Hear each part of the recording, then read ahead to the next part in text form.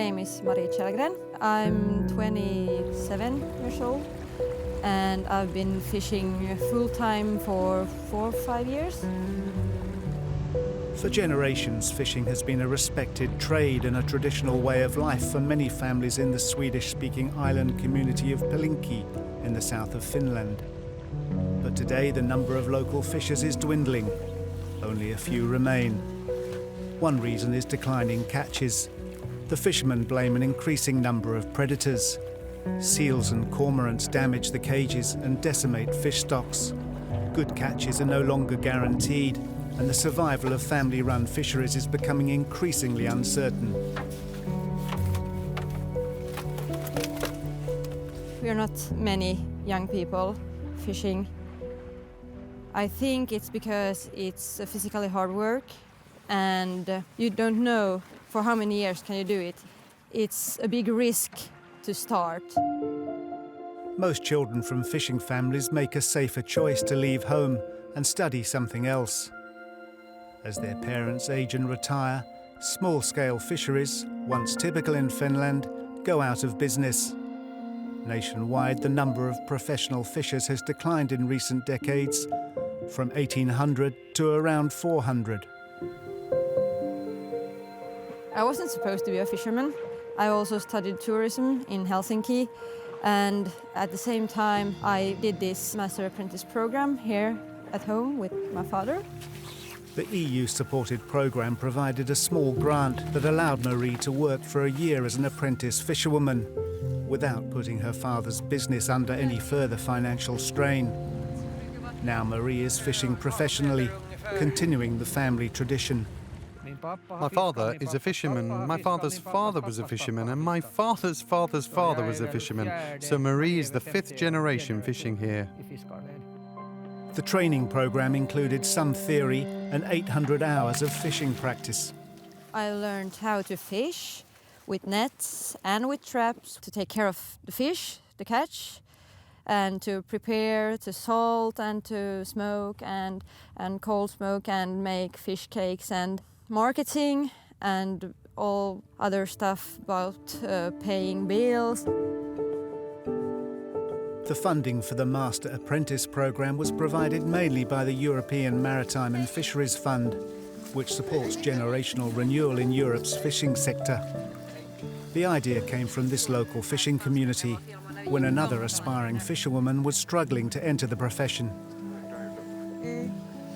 My father didn't think it was a good idea. He said, no, you shouldn't do that. That's when I had to talk to other fishermen, wondering how could we do this. And then we talked to Esko, and together we kind of came up with this idea.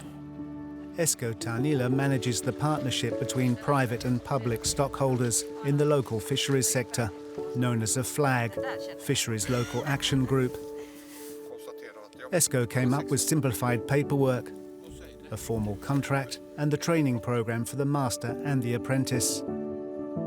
Training a new fisher costs around €6,000. Esko says it's an inexpensive way to sustain professional fishing, which is the only year-round economic activity in this area. The programme is helping to slow the decline of southern Finland's fishing community, but it can't reverse it. Every time 10 fishermen quit, we get 1 or mostly 2 young people who are interested to continue. The programme has been running for 3 years. Out of 15 apprentices, 12 decided to keep fishing professionally. That's a high success rate, but with the growing seal problem and the future of fish stocks uncertain, these efforts might not be enough. We have to get new fishermen because the average age is 60 years. So if we do nothing, it takes only 5-6 years, then everybody have quit. So it is very important that we have a living fishery in our coastal areas. Without that, it could be a dead area, and that's not nice.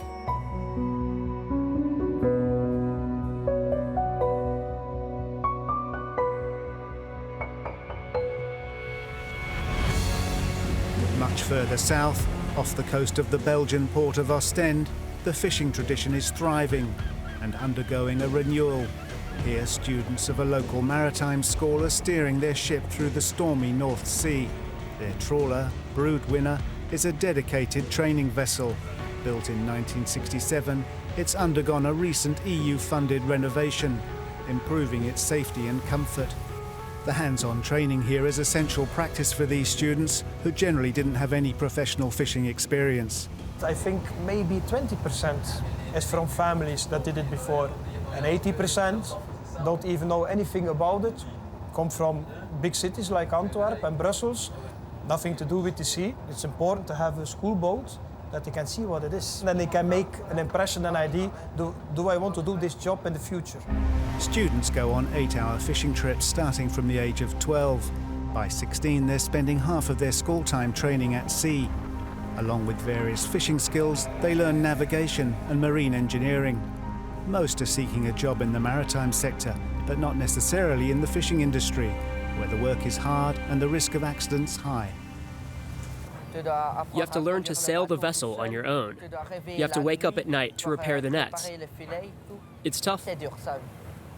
Fishermen's salaries can be very high or low, depending on the catch. It's unpredictable how much you can earn sometimes. That's why a lot of people are uncertain if they really want to do it. And also because it's really hard work. And a lot of people have kids and stuff and they don't want to leave it behind. With its limited coastline and only 6 dozen fishing vessels, Belgium isn't a big fishing country. But in coastal West Flanders province, fishing traditionally played an important role. In the 1980s, 5 vocational schools trained 300 pupils a year.